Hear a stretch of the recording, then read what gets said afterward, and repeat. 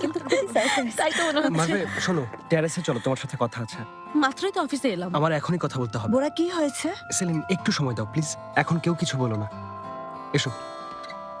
কি হয়েছে, তোমার সমস্যা কি? আমার কি সমস্যা হয়েছে সেটা তুমি এখনই জানতে পারবে মারভে। মিস সেলিন, মিস মার্ভে, আসুন আপনাদের সাথে একটু জরুরি কথা বলি।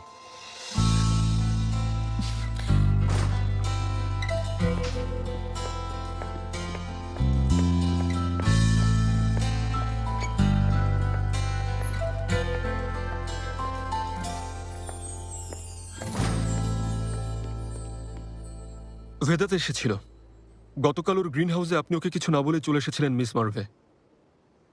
কাজ অসমাপ্ত রেখে চলে আসার কারণটা কি সেটা দয়া করে আমাকে জানাবেন প্লিজ। সত্যি বলতে আমি কাল আসলে মিস সেলিন, এই কাজটা কতটা গুরুত্বপূর্ণ সেটা কি আপনি মিস মার্ভেকে বলেননি? এই অফিসের সবকিছু কি আমাকে ব্রিফ করতে হবে বলুন? আমারই ভুল, আপনার কথাই ঠিক। আসলে আমি মার্ভেকে দ্রুত আসতে বলেছিলাম, কারণ একটা জরুরি কিছু। অজুহাত শুনতে চাই না। মিস্টার ইলদিরিম আজকের মধ্যেই গার্ডেনের প্রথম পরামর্শ জানতে চেয়েছেন।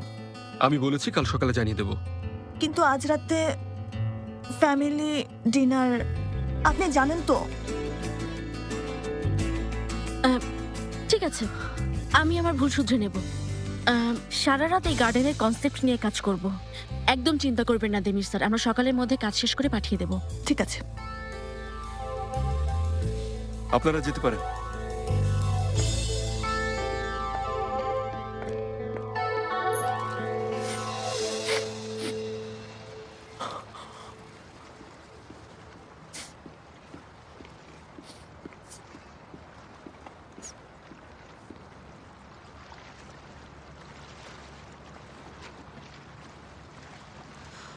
তুমি পিলো কভার বদলে ভালোই করেছো লাইলা।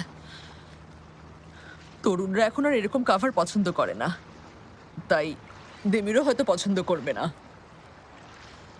এর চেয়ে কভারটা চেঞ্জ করে নর্মাল একটা দিলেই ভালো হবে, ছেলেটা শান্তিতে ঘুমোতে পারবে। থাক না, ওই সুন্দর কাভারে শুলে কে না স্বাচ্ছন্দ্য বোধ করবে লাইলা। ওটাই থাকুক, ছেলেটারও ভালো লাগবে। হয়েছে তো, এখন আর তুমি মন খারাপ করে থেকো না। এসো এখানে বসি, আমাদের এখনো অনেক কাজ পড়ে আছে লাইলা।